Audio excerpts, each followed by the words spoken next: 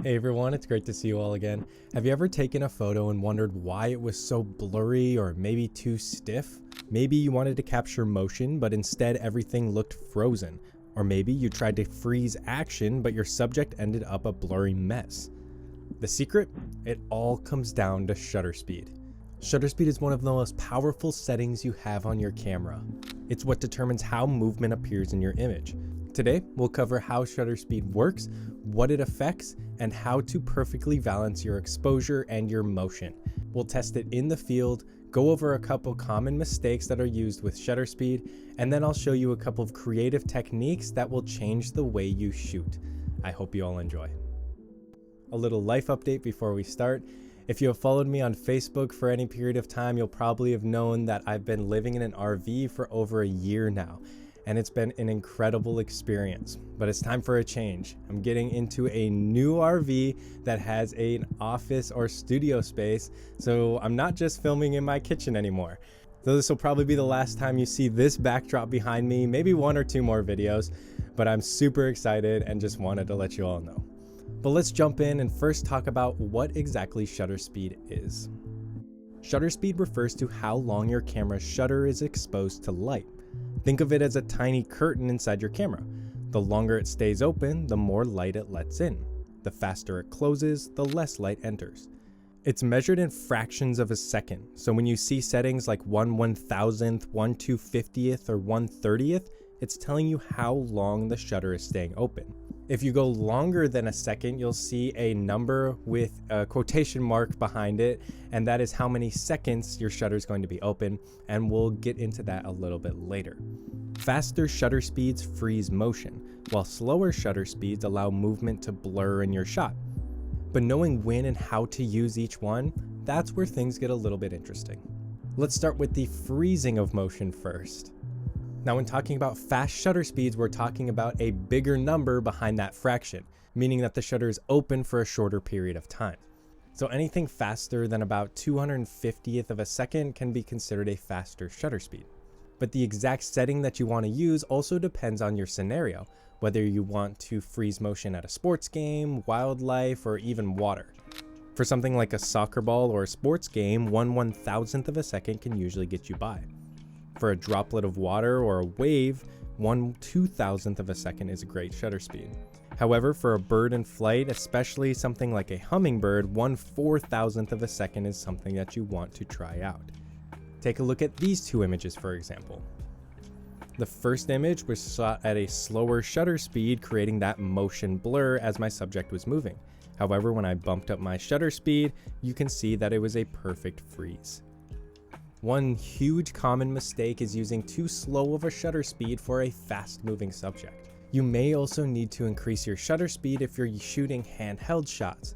A good rule of thumb is to double your focal length with the number behind your shutter speed. So let's say you're shooting at 30mm full frame, you want to have at least a 1/60th of a second shutter speed to make sure you get a nice sharp image. But what if you want to add that motion blur intentionally or artistically? That's where a slower shutter speed may come in. Slower shutter speeds like 1/60th of a second or slower than that can create motion blur. When you go below that 1/60th of a second mark, moving subjects start to blur. You can create beautiful artistic effects when using it properly. Like I talked a little bit in last week's vlog, for landscape photography, water is a huge part of slow shutter speeds. We took a trip to the Columbia River Gorge and it was an amazing experience. At Aloha Falls, or at most waterfalls, I like to use a shutter speed between 1/3 of a second to 1 second to create that nice, smooth, milky flow. However, when using slower shutter speeds handheld and correctly, you can create really cool effects. For example, panning shots for vehicles whizzing by. You can get tack sharp images of the car with the rest of the image being motion blurred. This can go the same for sports or wildlife or any sort of moving subject. So keep that in mind. Now, when talking about shutter speed, there is one thing that you may overlook, and that is that it affects your exposure as well. Shutter speed doesn't just affect motion, it also controls exposure. The longer your shutter is open, the more light that hits your sensor. The shorter it's open, the less light that gets in.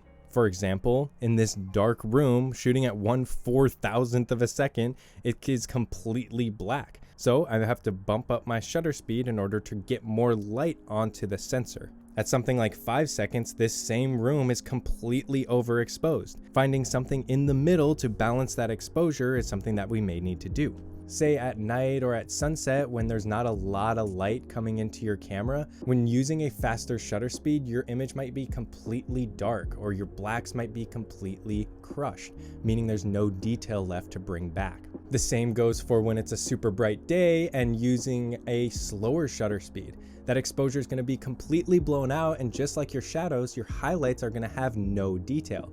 During the day, when trying to capture a long exposure image, you may need to use something like an ND filter, like sunglasses for your camera, to bump down that exposure so you're able to slow down your shutter speed. And this is why shutter speed is part of what's called the exposure triangle. If you use a faster shutter speed, you might need to compensate by opening up your aperture or raising your ISO. But if you're using a slower shutter speed, you might need to narrow your aperture or lower your ISO to avoid overexposure. If you'd like to learn a little bit more about those other two settings, ISO and aperture, you can check out my other two videos that take a little bit more in-depth look at those two settings. Shutter speed, just like those other two settings I mentioned, is one of those things that seems really simple, but once you master it, you're able to create incredibly different images depending on the vibe that you want. Without really knowing how to use shutter speed, ISO, or aperture, you may not be able to express your full creativity when you're taking an image. Whether you're freezing action or letting motion flow, knowing how it affects exposure is key to getting the perfect shots as well. So let me know down in the comments, what are some creative ways you use shutter speed to your advantage? But I hope you all learned something from this week's video. If you didn't already know, I started a Discord server for the entire community to come together, share photos, and give feedback. And then at the end of every month, I'll be selecting one of your photos as a monthly contest winner. But other than that, if you could subscribe to my newsletter for all sorts of future updates, and then for vlog, blog, and other video updates, if you could like and follow my Facebook page. Other than that, thank you all so much for watching, and I'll see you in the next one.